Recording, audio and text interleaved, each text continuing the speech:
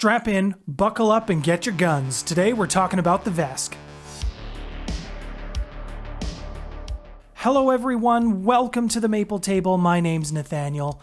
This is a channel where we discuss role-playing games, so if that's something you're interested in, I would love to have you join me at the table. So please hit that subscribe button with that bell notification so that you know when your Starfinder content is available. The Vesk are a lizard race from space. Space lizards. While they are not the shadowy underbelly or the controllers of any political form that would have existed on Sol, they are in fact a warlike race of lizard people. Originally, the Vesk hail from the planet Vesk Prime. This is in what is known as the Veskarium, or Vesk space right now, but it wasn't always that way.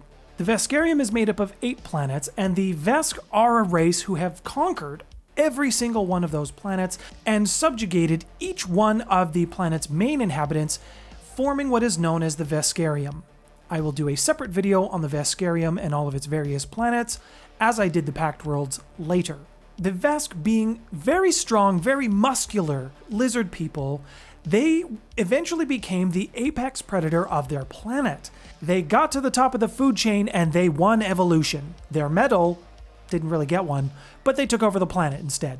The Vesk got really good at one thing in particular, and that was war. It's what allowed them to conquer Vesk Prime. And since they were such an efficient war machine, why stop when you've already conquered the planet? There's 7 more out there, let's just go get those ones too. And that's basically what they did. Slowly but surely, the Vesk started conquering other planets in their star systems and bringing the inhabitants of those planets under the rule of the Vesk Empire. They didn't outright kill everyone. Anyone who did stand up against them, there was severe battles fought and losses suffered on both sides.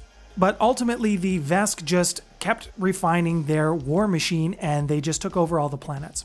They did allow those inhabitants of those planets to maintain their individuality with a little bit of influence from the Vesk, simply because the Vesk believe that their way is better and that everyone should be doing it their way.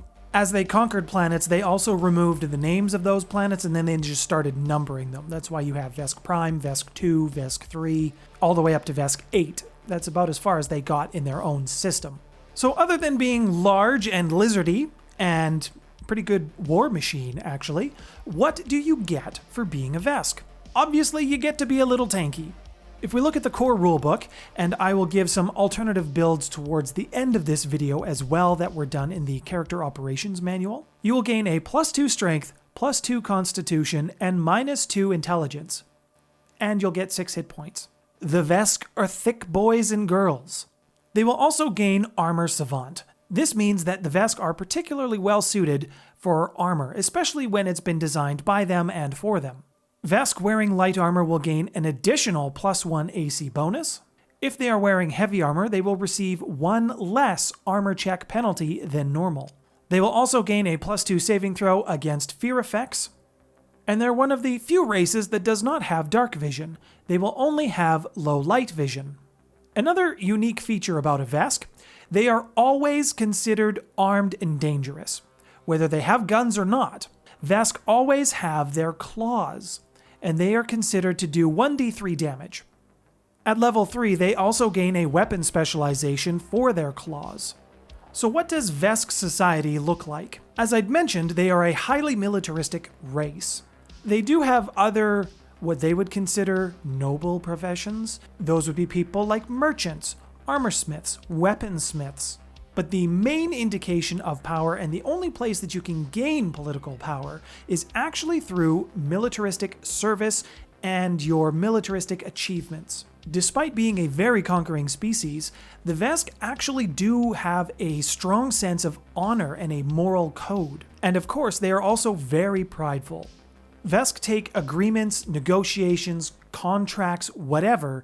If a Vesk has agreed upon it, their word is their bond. It's actually very uncommon for a Vesk to make a promise that it knows it cannot fulfill. Vesk names are often very long. They will usually include an aspect of both mother and father, combining it into their own, and they also like epithets. An epithet would be something like Alexander the Great. The part that's the Great, that's an epithet. and the Vesk like to tack on as many of them as they can. Vesk families are often very, very large. What happens is the female will give birth to a clutch of eggs, and she will then nurture these eggs until the rest of the young ones hatch, and there you get a boatload of new Vesk. Depending on how the relationship has gone, it's not uncommon for a female Vesk to have multiple clutches of eggs. And each clutch that she has is not necessarily representative of the same father, but the society and the Vesk as a whole do lean more towards the matriarchal side. It's more common for the children of a Vesk to take more elements of the mother's name than it is of the father's. They will still take both, but usually more of the mother's is worked in there. I would say that it's because of their ability to reproduce so quickly that they have been such a effective war machine, not only because they're built like brick shit houses, but they also spent the time to develop those warlike skills and refine those conquering war abilities and strategies, and then make it a point of pride for your race as a whole. While the Vesk do embrace technology as a whole, there is a small element within the Vesk species that does value hand-to-hand combat, more specifically with a weapon that is more traditional of the Vesk called the Dashko. You have your laser beam Dashko, which would generally be much more advanced in technology and very lethal in combat. And then of course you have your more traditional giant metal axe. Even within this small subset of Vesk that prefer to use melee combat with this particular weapon, there's a even smaller subset of the subset that likes to use this particular weapon in its natural state or in metal. And they devote their lives, every breath, every waking moment, to be effective and use the Dashko to the best of their abilities. If you're enjoying today's video, then I would encourage you to please hit that like button and tell me in the comments below if you've played a Vesk and what they were like. Also, don't forget to subscribe if you enjoy Starfinder content or Werewolf the Apocalypse content. That's what I'm producing on a regular basis on this channel. And hit that bell notification so that you know when my videos are available. And with that, on to the alternate builds that I promised I would talk about. As I mentioned, if you're looking to build a Vesk who is not built like a tree trunk, there is some alternatives for you in the Character Operations Manual. While it is uncommon for a Vesk to grow up in space or on a low-gravity planet, it does happen. There are some Vesk who have adapted to the low-gravity environments. If you were wanting to play a low-gravity Vesk instead of the usual starting array of ability points that I'd mentioned at the beginning of this video, you will instead gain +2 dexterity, +2 intelligence, and -2 for strength. There's also a variant of the Vesk called the Venom Thought. On occasion, some Vesk are born with latent psychic abilities. There's actually an old story in Vesk culture that talks a little bit about an ancient serpent that lived on Vesk Prime, and it worshipped eldritch energies or eldritch powers, and through their encounters with this snake creature, some of the Vesk became tainted with these eldritch abilities. For a Venom Thought Vesk, you're going to instead start with +2 Wisdom, +2 Charisma, and -2 Constitution. Some Vesk families are just more known for being more warlike than anybody else. This is basically what they did. That's all that they did, is war. These type of Vesk are called the Warblood. Their muscles are just that much bigger, and when you think about it, that's a lot because the Vesk muscles are already fairly substantial. They have longer bone spikes, and not to mention they're just a little bit more aggressive. For a Warblood Vesk, you're going to start with +2 Strength, +2 Dexterity, and -2 Charisma.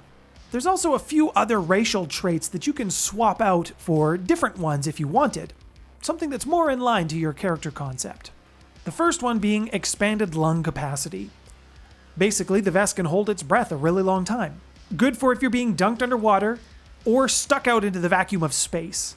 It would replace Armor Savant. Your Vesk can also be Observant. Your character will gain a +3 insight bonus to either Perception or Sense Motive, and once you've made your choice, you cannot change it. And this one would replace Fearless. You can also get Prehensile Tail, and this would allow your tail to basically act as a third hand. You can hold more weapons, make it hold a grenade, That's always a fun one. If you choose this variant, it will replace your natural weapons, so you won't have the claws. And one last weird one that you can take as a Vesk. Please note that if you do take this one, you would be considered out of the ordinary. Most Vesk do not have this ability. It's called Vesk Venom. Your bite, your teeth, your claws, they are poisonous. And they're able to inject little bits of poison into whoever you've caught. All in all, I really enjoy the Vesk. They are a good solid race, and if you picked one of them for your character, you will be in good company. Like I said, they are very prevalent in the Veskarium Empire, and even with the ceasefire that happened between the Veskarium and the Pact Worlds, Vesk can be found all over Absalom Station. The Veskarium and the Pact Worlds, they were at war with each other for a little while. Their peace only started recently. Vesk are loyal, they are honorable, and they are also very prideful, so keep that in mind when creating a character concept around one. Up on the screen, there will be a playlist of other Starfinder races that I have covered, so please check them out. YouTube will have made a recommendation for you there as well. My name's Nathaniel. You've been watching The Maple Table.